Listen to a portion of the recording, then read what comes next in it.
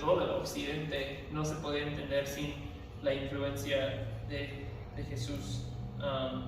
Y obviamente desde un punto de vista cristiano, pues entendemos esto hasta en un mayor nivel, ¿verdad? Porque entendemos que Jesús es el creador de todo, es Dios, es quien reina sobre este mundo, sostiene el mundo. Jesús es el ser humano más importante de la historia. Sí. Dice la lección: su persona y su obra tienen una importancia sin igual. ¿Sí? Y como dije, no es la primera vez en estas semanas, esta lección, que estudiamos la persona de Cristo. Y pues el hecho de que estamos volviendo a estudiar la persona de Cristo, pues eso nos habla de su importancia, ¿no? Sirve para resaltar la importancia de la persona de Cristo. Y la realidad es esto, que sin un entendimiento, hermanos, de la persona de Cristo, no solo la persona histórica de Cristo, sino quién es teológicamente, es lo que vamos a ver un poco hoy. Pero sin un entendimiento correcto de esto, el cristianismo o se mantiene en pie con un entendimiento correcto de Jesús, o cae si distorsionamos quién es Jesús. Si tenemos un entendimiento incorrecto de Jesús, pues se pierde completamente la fe cristiana. Sí. Pablo dijo en 2 de Corintios 2, dijo, porque, no, 1 de Corintios, perdón, dice: porque nada me propuse saber entre ustedes excepto a Jesucristo y este crucificado. Sí, Pablo entendía eso, que el cristianismo es Cristo. Si quitas a Jesús de la ecuación, distorsionas el Jesús bíblico y no nos queda un cristianismo verdadero. Sí. Bueno, vamos a ir a conocer la historia. El siguiente diapositiva. Ahí está. Lucas 4. Vamos a estar leyendo una parte de Lucas 4.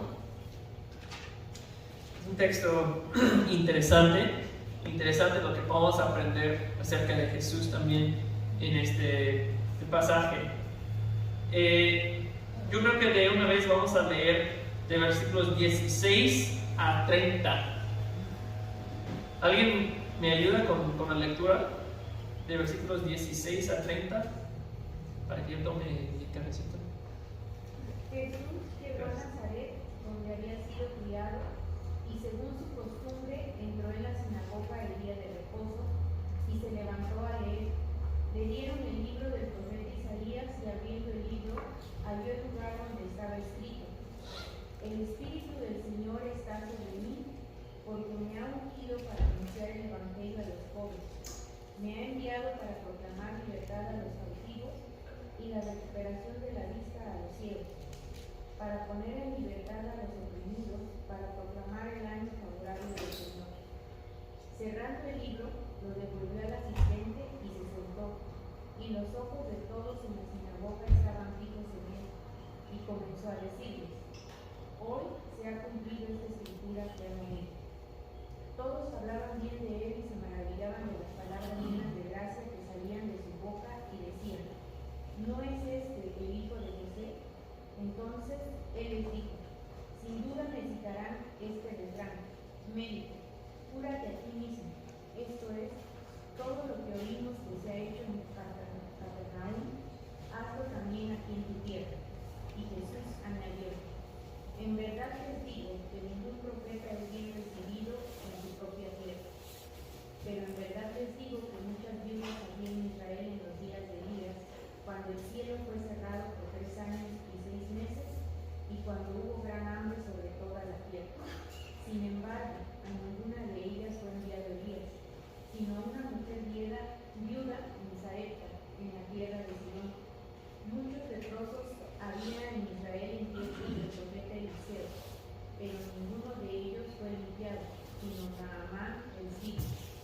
Y todos en la sinagoga se llenaron de ira cuando oyeron estas cosas, y levantándose echaron a Jesús fuera de la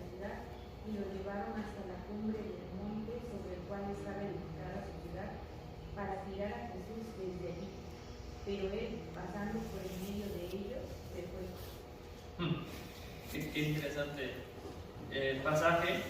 Bueno, el contexto de este relato que Lucas narra, pues Jesús en 14 dice: Jesús regresó a Galilea y regresó de su tentación, ¿sí? Esos son los primeros 13 versículos de Lucas 4, que Jesús es llevado al desierto, tentado 40 días ahí, y regresando a Galilea llega, como vemos en 16, a Nazaret, su pueblo, donde creció, y en eso comienza su ministerio, ¿verdad? Que ese domingo, lo que acaba de leer la hermana, ahí es donde él comienza su ministerio. Entonces, vamos a hacer varias observaciones de ese pasaje acerca de la persona de Jesucristo. Primero vemos evidencias de su humanidad. ¿Okay? Pues lo vimos en la lección ¿Quién es Jesús? También vimos algo acerca de la humanidad de Jesús. Uno de los textos que más me gusta es 1 de Timoteo, ¿no? De 2:5 dice: porque hay un solo Dios y también un solo medidor entre Dios y los hombres, Jesucristo hombre. ¿Sí? Pablo está afirmando claramente que él entendía la humanidad de Jesús, Jesucristo hombre. ¿Sí? Sabemos, creemos, ¿verdad?, que Jesús tomó carne humana. Jesús se convirtió en uno de nosotros. Fue todo completamente un hombre. Versículo 16, aquí en el texto que leemos, en versículo 16 vemos una evidencia que menciona en el estudio de su humanidad. ¿Alguien lo identifica o tiene una idea de qué en versículo 16 se refiere a la humanidad de Jesús?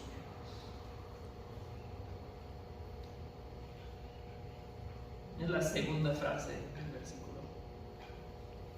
¿Había sido criado? Ajá, donde había sido criado. Sí, ese es un dato muy humano, ¿verdad? ¿De dónde vienes, verdad? Eso es algo de humanos, ¿no? No te preguntas a un perro de dónde vienes, ¿no? No les importa, pero a un ser humano es algo que, pues sin entender de dónde vienes, no puedes entender bien a esa persona. Es algo muy humano. Y Jesús, cuando dice eso, donde había sido criado, pues eso nos habla de que viene de un pueblo donde había personas, había primos, había vecinos, ¿verdad? Lo vieron crecer a Jesús y lo vieron convivir con sus hermanos y sus primos y amigos, ¿verdad? Seguramente habían las personas hablado con Jesús acerca de, pues no sé, las cosas que hablamos, de la comida, cuál es tu plato favorito, no sé qué clase te gusta más en la escuela, del clima, hablaban de las costumbres del pueblo. Es algo muy humano, ¿verdad? Cuando nos dice dónde se había criado, pues entendemos que es de alguna manera una referencia a la humanidad de Jesús. También dice donde había sido criado y según su costumbre, ¿sí? Eso es algo interesante también, que habla de que pues, es un ser humano, tiene una rutina, es su costumbre ir a la sinagoga el día de reposo. Pues también somos así, ¿verdad? Tenemos rutinas, costumbres, hábitos, cosas que acostumbramos a hacer siempre. Bueno, tenemos la pregunta que está ahí, estaba ahí.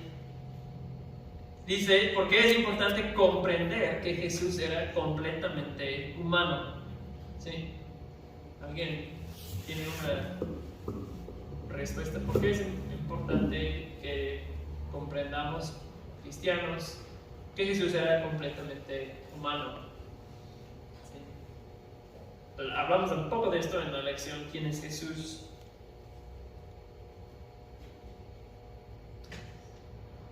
una de las cosas es,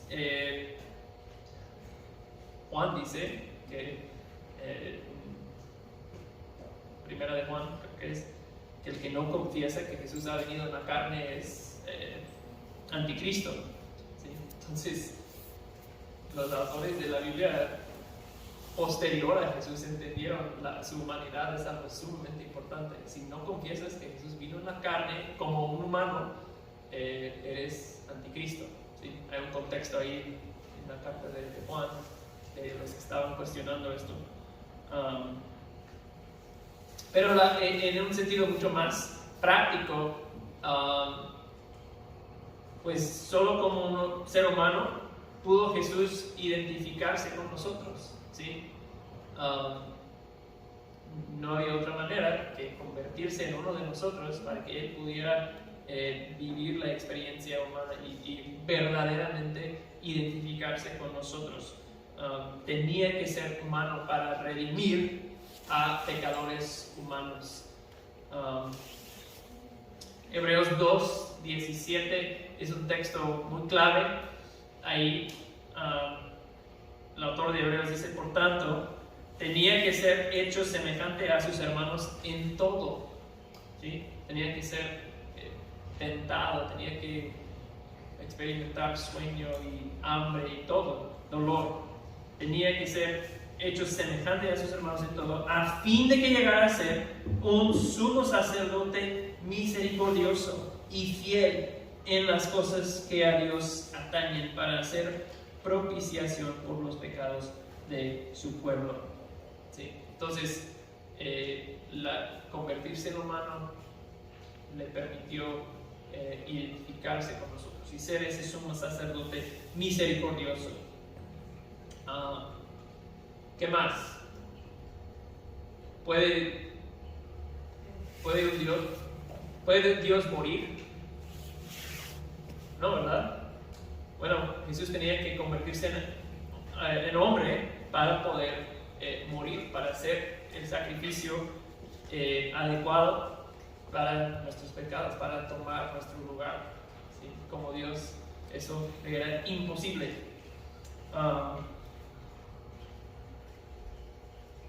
Algo también que estaba pensando cuando estaba preparando es, me encanta que también en Jesús, y eso incluye su humanidad, tenemos la revelación perfecta de Dios, ¿sí?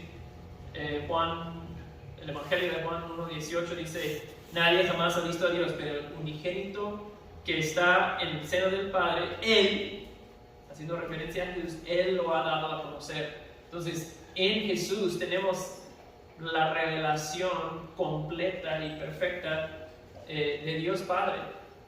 Eso es muy, muy interesante, y eso seguramente incluye su humanidad, ¿verdad? Juan, todo el primer capítulo del Evangelio de Juan habla de eso, de Jesús. Entonces, en Jesús, en su humildad, Jesús tomando carne humana, viviendo entre nosotros, en todo esto vemos, se nos revela, nos ayuda a ver a nuestro Dios, ¿sí? Eso es interesante. En humillarse de esa forma, en venir, bajarse a tomar carne humana, algo de nuestro Dios aprendemos viendo a Jesús. Y también otra razón que es respuesta a esa pregunta, también solo como hombre pudo ser ejemplo para nosotros, ¿sí? Sí. O sea, tuvo que identificarse con nosotros, pero también solo como hombre pudo dejarnos un ejemplo que podemos ver y entender cómo nosotros podemos seguir ese ejemplo en nuestras vidas. En Jesús vemos humanidad perfecta, vemos un ser humano perfecto, completo en todo el sentido en la persona de Jesús, sobre todo porque Jesús era sin pecado, ¿sí? Y algunos han argumentado que, bueno, fallar es de humanos, ¿verdad? Y dicen, no, pues Jesús pues tenía carne humana, pero no era completamente humano porque pues errar es de humanos, ¿verdad? Eso es la frase que escuchamos. Pero realmente el pecado no es esencial para la humanidad, para ser un ser humano. ¿Sí? No es intrínseca a nosotros el pecado. ¿Sí? No es parte del diseño original del ser humano el pecado, es más bien como un virus que pues ha invadido a nuestra raza, se ha instalado permanentemente en el sistema operativo del ser humano, y entonces nos inclina siempre hacia el pecado como seres humanos. Pero la realidad es que ese argumento no es cierto. No somos más humanos porque pecamos.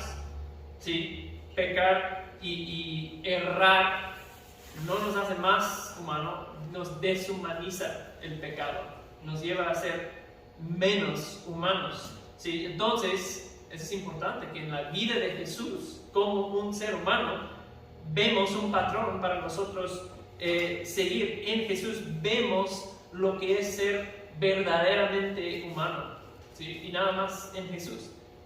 Si tú me ves a mí, si yo les veo a ustedes, no veo lo que es ser completamente, verdaderamente humano, ¿sí? Solo en Jesús vemos ese patrón, ese diseño original sin pecado, porque todos nosotros somos una versión pues medio torcido, corrompido de lo que es ser completamente humano, ¿sí? ¿Podemos lograrlo? Pues obviamente no, pero en Jesús tenemos a alguien que seguir, alguien a que, pues si tú me sigues a mí, no te voy a llevar hacia mayor perfección. Si sigues a Jesús, vas en ese camino, ¿sí?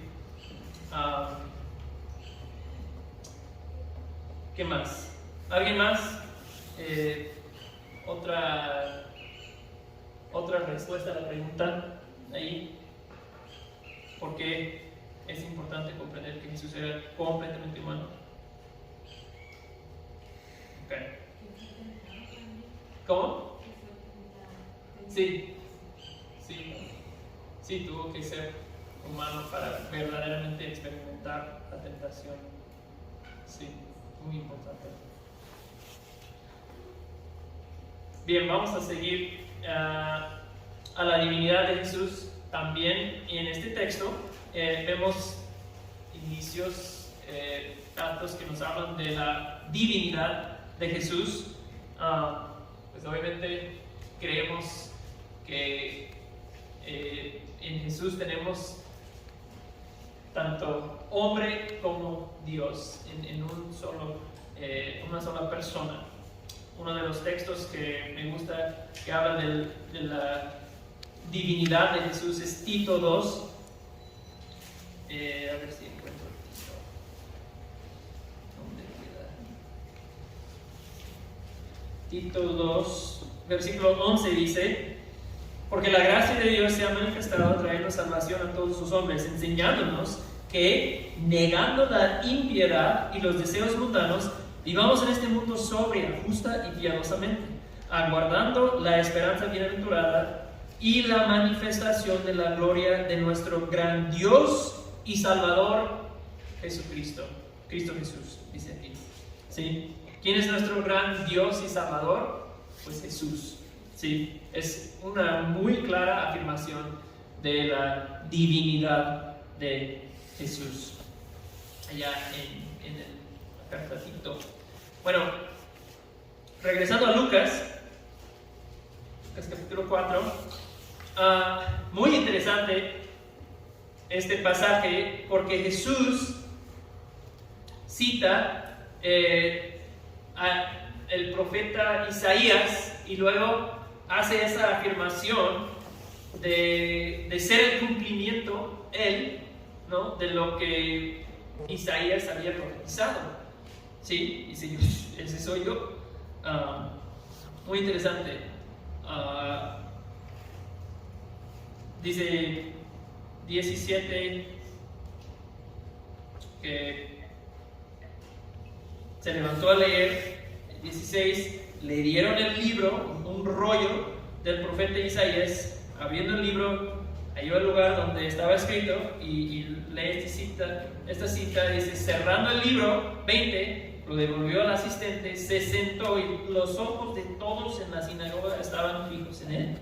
Y comenzó a decirles: hoy se ha cumplido esta escritura que han oído. Ahora, imagina que tú estás ahí ese día. Yo creo que para nosotros se pierde un poco el impacto que había tenido ese momento en la sinagoga en Nazaret, ¿sí?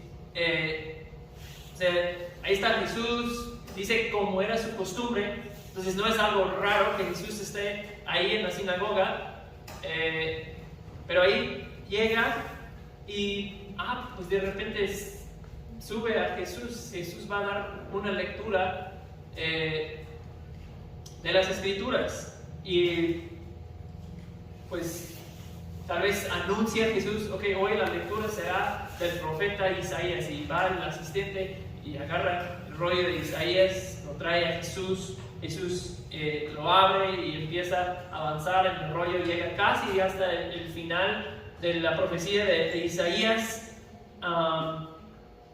y que empieza a leer Jesús, y tú estás ahí sentado y escuchas: esa cita ya me la sé, la recuerdo, ¿sí? Eso habla del Mesías que nuestro pueblo espera, del Mesías que Dios ha prometido que vendrá para gobernar sobre nuestro pueblo, y va a ser un tiempo increíble cuando venga Mesías. Y tú estás escuchando la lectura, estás imaginando: ¿cómo será cuando por fin venga Mesías a nuestro pueblo?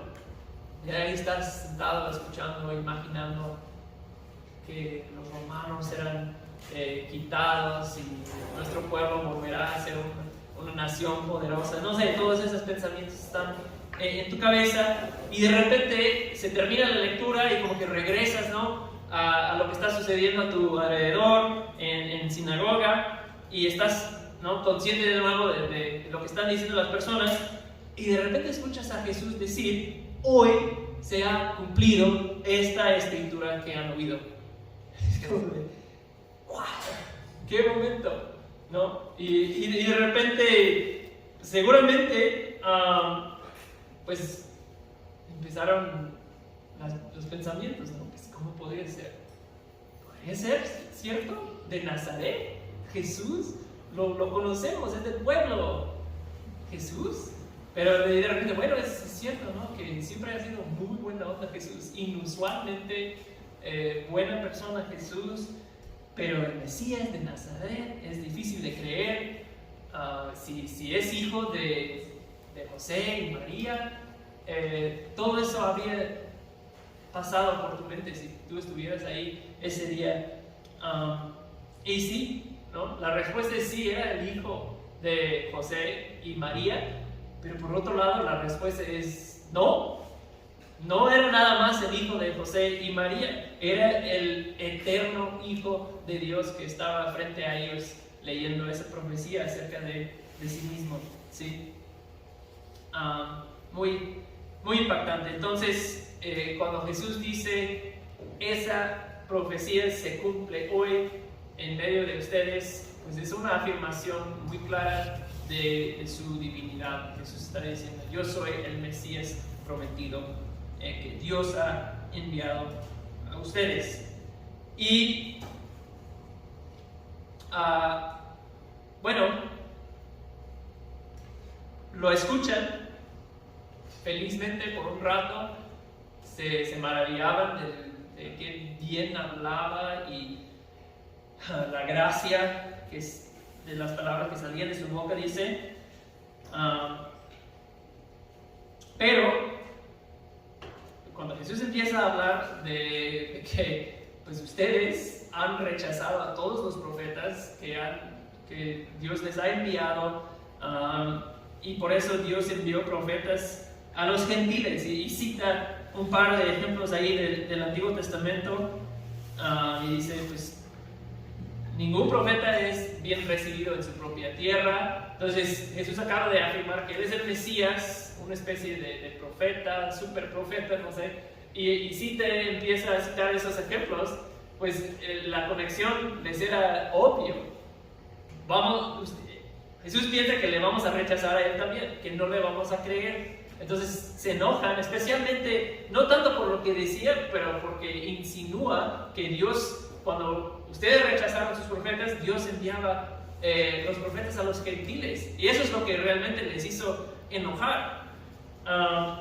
Y bueno, ¿qué hacen? Lo sacan del pueblo, lo llevan arrastrándole a la cima de una montaña ahí, un precipicio ahí, y dice que lo iban a arrojar abajo. O sea, tanto se enojaron que pues parece que tenían la intención de acabar con ese loco en este momento. Vamos a matarlo de una vez para que no siga diciendo esas babosadas que andan diciendo en sinagoga. Sí.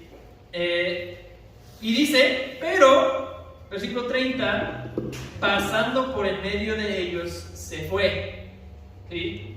Eso es algo, pues también un dato aquí en Lucas que se refiere a su divinidad. ¿Okay? Cuando hay una multitud que te está llevando enojado, pues yo no salgo de esa, ¿no?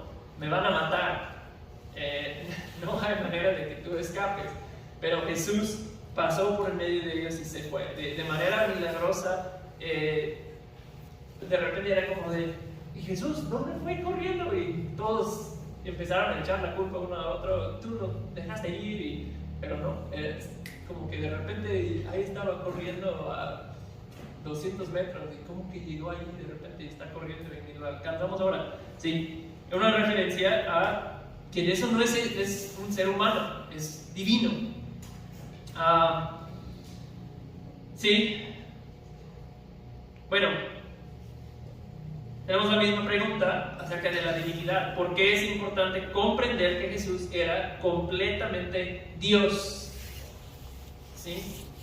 ¿Por qué es importante que comprendamos eso? Que Jesús es Dios.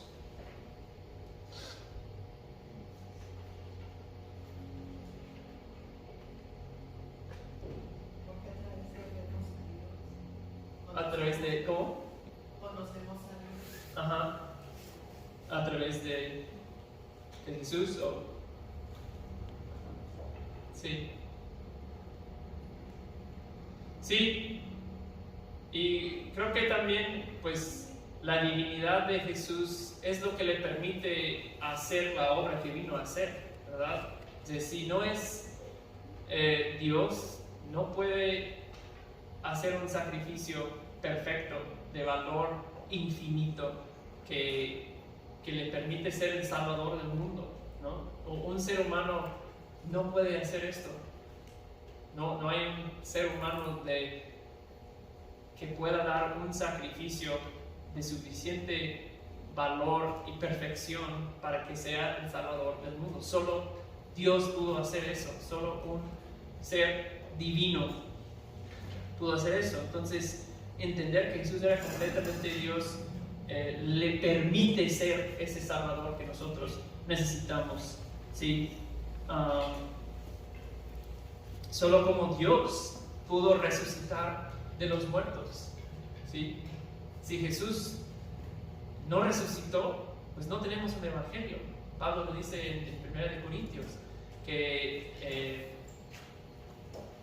si Jesús sigue en la tumba, todo lo que dijo es una mentira y pues no hay salvación. Pero el hecho de que se resucitó, por eso podemos conocerlo, por eso Él sigue siendo el Salvador hoy en día. Esa es la declaración de que su sacrificio fue aprobado y que Dios ha aceptado el sacrificio de Cristo en nuestro lugar. El hecho de que resucitó declara eso. Entonces, un ser humano no se resucita de los muertos, pero Jesús, siendo Dios, sí lo hizo. ¿Sí? Eso demuestra que había ganado la victoria sobre el pecado, sobre la muerte. ¿Sí? Entonces, cuando vemos los datos bíblicos, vemos las dos cosas, ¿verdad? La humanidad de Jesús y la divinidad de Jesús. Y entonces tenemos que afirmar, como la iglesia siempre ha afirmado desde los primeros siglos después de Cristo, tanto la humanidad como la divinidad de Jesús, que se unen en una sola persona. Y la iglesia pues, ha afirmado también, porque ese es un concepto difícil de entender, cómo es que eso puede funcionar, que en un solo ser hay una naturaleza humana y una naturaleza divina. ¿Cómo es posible eso? Bueno, no lo podemos explicar de manera completa. Entonces, algunos tratando de explicarlo dijeron, bueno, es que en algunos momentos como que se apagaba la humanidad y operaba la divinidad, y en otros momentos se apagaba la divinidad y operaba la humanidad, y como que fue así, para tratar de explicar esa realidad. Pero la verdad es que las escrituras no apoyan, no hay ninguna evidencia de eso, si leemos cuidadosamente la vida y obra de Jesús. Entonces la iglesia siempre ha afirmado que esas dos naturalezas operaban en Jesús de manera unida y de manera simultánea, ¿sí? ¿Cómo puede ser eso? Pues sobrepasa nuestro entendimiento, ¿verdad? Es algo divino. No podemos desmenuzar exactamente cómo esto puede funcionar, porque es pues tratar de comprender lo incomprensible, ¿no? Bueno, eso lleva a la última sección. Jesús lleva a cabo nuestra salvación. Regresamos a Lucas 4 y vemos que Jesús cita ese pasaje en Isaías que habla sobre la venida y la obra del Mesías y aplica esas palabras a sí mismo, ¿verdad? Dice, lo que Isaías hablaba ahí, ese soy yo. Y eso es lo que he venido a hacer. Ahora, si leemos versículo 18, ¿qué dice? El Espíritu del Señor está sobre mí porque me ha ungido para anunciar el Evangelio a los pobres, me ha enviado para proclamar libertad a los cautivos, la recuperación de vista a los ciegos y para poner en libertad a los oprimidos y para proclamar el año favorable del Señor. Ahora, a primera vista eso parece como, pues, puras temas sociales, ¿no? Pues los pobres, los oprimidos, los que no tienen vista, los que viven en cautividad. Parece como una declaración de alguien que viene a tratar puras temas sociales. Pero pregunto, ¿vino Jesús por eso? ¿Acabar con la pobreza, acabar con la enfermedad, opresión, hambre? No, ¿verdad? Principalmente eso no era su misión. Sí sanaba a las personas, mejoraba la condición de las personas. Eso era parte de lo que era la evidencia de que sí era el Mesías prometido. De hecho, es interesante creo que es en Lucas 7, 2 capítulos más adelante. Entonces, a lo que voy es, ¿debemos leer esto en un sentido literal o es como más un sentido figurado, que la libertad de los oprimidos? Y la respuesta correcta creo que es los dos. O sea, sí, así Jesús hacía cosas físicas, sanaba a los enfermos, le daba vista a los ciegos. De hecho, en Juan 7, ¿dónde está?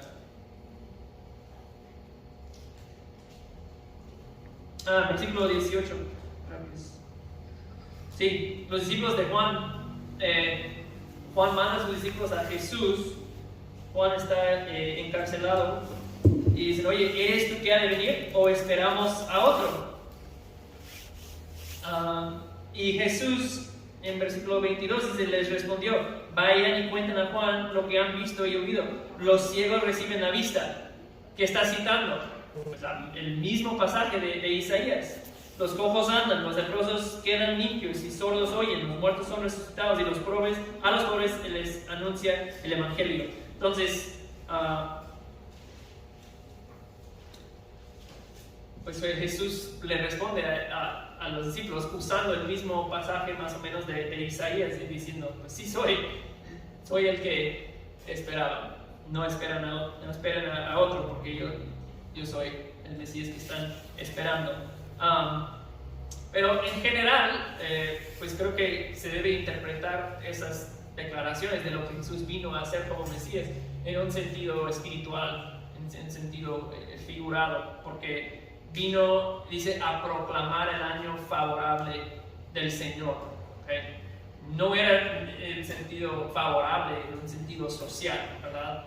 No era como que pues, de repente los judíos se les quitó la ocasión de los romanos con la llegada de Jesús. No, porque ahí es donde termina Jesús la cita de Isaías. En Isaías sigue, pero Jesús dice, y para proclamar el año favorable del Señor, y ahí termina la cita, porque con su llegada, su obra de Jesús, esa es la obra que Él vino a llevar a cabo, ¿sí? Con la llegada de Jesús está ocurriendo una nueva etapa de la gracia y el favor de Dios. Está comenzando en ese momento en la sinagoga con la llegada de Jesús. De hecho es interesante, si vas a Isaías 61, lees la cita, la siguiente frase después dice, y proclamar el año favorable del Señor, y esa frase que Jesús no lee es, y el día de la venganza de nuestro Señor. ¿Okay? Entonces creo que el punto es que son dos días diferentes. Los dos son el día del Señor, cuando el Señor venga, cuando Jesús venga, pero la primera vez que viene a mostrar favor al mundo. Viene porque se está inaugurando una nueva etapa de su gracia. Pero el segundo día y el día de venganza de nuestro Señor es la segunda venida de Jesús, que todavía está por venir cuando venga otra vez, pero en venganza, cuando venga en juicio, ¿verdad? Entonces todavía vivimos en ese día del favor del Señor, del año favorable del Señor. Pues nada más lo menciono porque es interesante.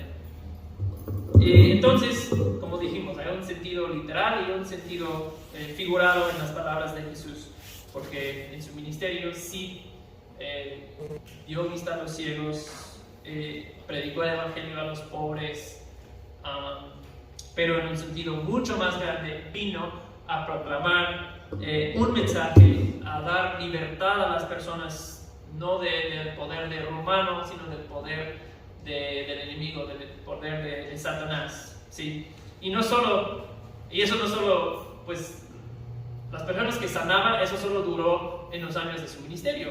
El mensaje de libertad, pues, continúa hasta hoy, ¿verdad? Él vino a inaugurar el reino de Dios y la predicación del reino y el año favorable del Señor, y ese mensaje sigue vigente, sigue obrando hasta el día de hoy.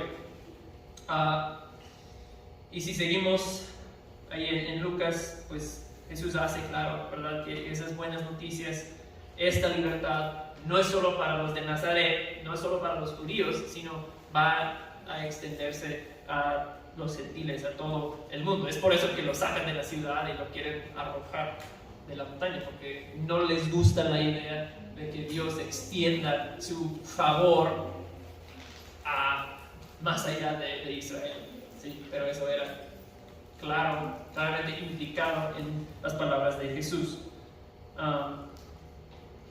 Y pues al final todo esto, la obra de Jesús será posible. ¿Cómo? Bueno, será posible porque Jesús también vino a morir, vino a proclamar, vino a dar, pero también vino a morir como un sacrificio representativo, un sacrificio sustitutorio. O sea, en lugar de pecadores va a morir Jesús, ¿sí? Su obra fue, como dice Hebreos, destruir el pecado por medio del sacrificio de sí mismo. ¿Sí? Eso es lo que Jesús realmente vino a hacer, es destruir el pecado como por medio del sacrificio de sí mismo. En esa cruz, llevando a cabo nuestra salvación, ¿verdad? Hay un momento que Jesús grita: ¿por qué me has abandonado? ¿Verdad? Desde la cruz, y podemos entender que en ese momento es lo que estaba pasando, es que Dios estaba tratando a su Hijo en ese momento como nosotros merecíamos ser tratados, ¿verdad? Él estaba pagando en ese momento la deuda que nosotros debíamos pagar, ¿sí? Y en consecuencia, ¿verdad? Nuestra deuda queda cancelada, queda pagada. Nuestra culpa es cancelada, estamos libres de la pena de muerte, ¿sí? Vino a proclamar y ganar la libertad para los cautivos, Jesús, ¿sí? Esa es la obra de Cristo. Entonces, cuando Jesús se levanta ese día en la sinagoga y lee esa profecía de Isaías, pues todo eso estaba en el fondo de su mente, ¿verdad? Cuando lee esa profecía de Isaías, todo eso que iba a llevar a cabo para ganar, para lograr nuestra salvación, lo estaba pensando cuando lee esas palabras y las aplica a sí mismo Jesús, ¿sí? Bueno, y ahí dice en la lección de qué manera hemos beneficiado del ministerio de Jesús. Bueno, quizás no hemos recibido pues, un milagro, no hemos recibido una sanación como las personas que le conocían en su ministerio, pero pues todo creyente en un sentido hemos recibido mucho más. Hemos recibido las bendiciones espirituales que tenemos en el Evangelio, el perdón de pecados, la presencia de Dios continuamente con nosotros y pues, la promesa de vida eterna. Sí. Bien, ¿algún comentario, pregunta ahí? Si no, vamos a rápidamente ver la parte de comprométete, que es la siguiente página, creo. Ahí dice: uno de los elementos más importantes del estudio de las doctrinas cristianas es aprender a identificar las enseñanzas y afirmaciones que son incorrectas. Eso es especialmente importante en relación con la doctrina de Cristo. A lo largo de la historia hemos visto a muchos falsos maestros que han divulgado herejías en cuanto a la persona y obra de Cristo, en cuanto a la persona y obra de Jesús. Muchas de esas falsas doctrinas todavía existen en la actualidad. Y ahí está la pregunta: ¿cuáles son algunas de esas falsas enseñanzas acerca de Jesús que siguen siendo populares en la actualidad, en la sociedad? ¿Alguien piensa en una doctrina, una mentira acerca de Jesús? ¿Sí, hermana? ¿Sí qué? Prosperidad, sí, que vino a hacer todos prosperar y vivir en abundancia, sí. No sé si el movimiento del Espíritu Santo. Sí, bueno, en un sentido sí, porque el enfoque del Espíritu Santo como que quita el enfoque de Jesús. Y Juan dice que cuando venga el Espíritu Santo hablará de mí. Entonces, en la obra del Espíritu Santo es hacernos voltear a ver y mirar a Jesús continuamente. Entonces, cualquier cosa que quita nuestra vista de Jesús sí sirve para disminuir su persona y obra. En cuanto a su identidad de Jesús, pues ahí está siempre la mentira, ¿no? De que Jesús era un maestro más, un iluminado más entre muchos que han existido a lo largo de la historia. Sí. Pues también es un camino a Dios, ¿sí? Entre muchos. ¿Sí? ¿Quién ha topado con alguien que dice, bueno, tú te acercas a Dios a través de Jesús, yo me acerco a Dios de otra manera, ¿sí? Seguramente, pues, sí, has oído cosas así, y o sea, la Biblia dice que Jesús es el único camino para llegar a Jesús, porque Él es el único que puede darnos la salvación, que puede solucionar el mayor problema que tenemos, que es nuestro pecado. Uno que creo yo que es muy, a lo mejor, popular hoy en día, especialmente entre personas que pues, a lo mejor estudian y pues tienen un nivel de conocimiento, es como la idea de, bueno, yo lo llamo la Jesús buena onda, ¿verdad? El Jesús pues muy comprometido con temas sociales, el Jesús que, no sé, medio hipster, medio nerd, que pues no va a hablar en contra de ti, tu pecado, nada más está ahí para animarte y no sé, yo pienso que eso es, o sea, no niegan la historicidad de Jesús, sí existía, era un buen maestro, pero es un Jesús que sí es un ejemplo para nosotros, que lo cual es cierto, pero como que lo limiten a eso, ¿no? Que pues andaba y le importaban a los pobres y causas sociales, pero es un Jesús que no se mete con mi pecado, es un Jesús que me deja acercarme a Dios a mi manera, ¿sí? Es un Jesús falso, una enseñanza falsa acerca de Jesús, y eso viene empaquetado de mil maneras. Es otro que ha existido, bueno, desde tiempos antiguos, desde tiempos de Jesús, que el Jesús es un personaje inventado por sus discípulos, ¿sí? O sea, reconoce que vivía, que era un hombre real, pero era nada más eso, un hombre. Y como que después de su muerte, pues sus discípulos inventaron un montón de historias y leyendas acerca de Jesús y lo convirtieron en todo un personaje pues de leyenda, un personaje mítico que hacía un montón de cosas maravillosas, pero en realidad son cosas que pues los discípulos hablaron y como que se fue creciendo la leyenda acerca de Jesús, y en torno a ese personaje mítico pues surgió una religión en torno a ese personaje Jesús, pero todo eso es invento, era realmente nada más un hombre normal.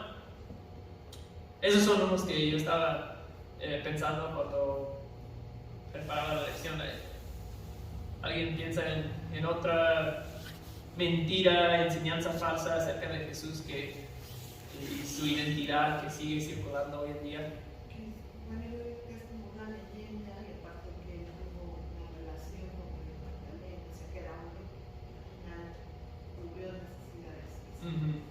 Sí, exacto. Sí. Bueno, para terminar esta otra pregunta, ¿cuáles pasos podemos dar para evaluar adecuadamente las diferentes enseñanzas y para poder determinar si son ciertas o falsas? ¿Qué podemos hacer para evaluar, para discernir cuando topamos con una de esas enseñanzas falsas? ¿Cómo podemos saber que no es la verdad? Exactamente, sí. Sí, y conocer las Escrituras, comparar lo que oímos con la Biblia, pero si tú te estás preparando, llegando al discipulado, leyendo, estudiando por tu cuenta, pues rápidamente vas a oír algo y decir, eso no es el Jesús bíblico. Y hay pastores que están predicando en púlpitos grandes que tienen una versión de ese Jesús, que no es el Jesús bíblico, ¿verdad? Es un Jesús que no se mete con tu vida y con tus decisiones y con tus ídolos favoritos, ¿sí? Entonces tenemos que conocer la palabra, conocer la teología acerca de Jesús, que es lo que estamos aprendiendo hoy, conocer teología sana y también conocer la historia de la iglesia, porque preguntas acerca de la identidad de Jesús la naturaleza de Jesús, su divinidad, su humanidad, todo eso ha sido tema de debate, de controversia en la historia de la iglesia. Entonces, conocer esos errores que se han enseñado y que luego eran corregidos por medio de concilios y diferentes, también eso nos ayuda a identificar que algunas de esas enseñanzas antiguas todavía persisten hoy, nada más que están empaquetados en palabras diferentes y modernas, pero es como la misma herejía que la iglesia trató hace mucho tiempo. Sí. Bueno, hasta ahí llegamos con la lección de hoy. La persona y obra de Jesús. Gracias, hermanos, por su atención. Y tenemos un descansito. Gracias.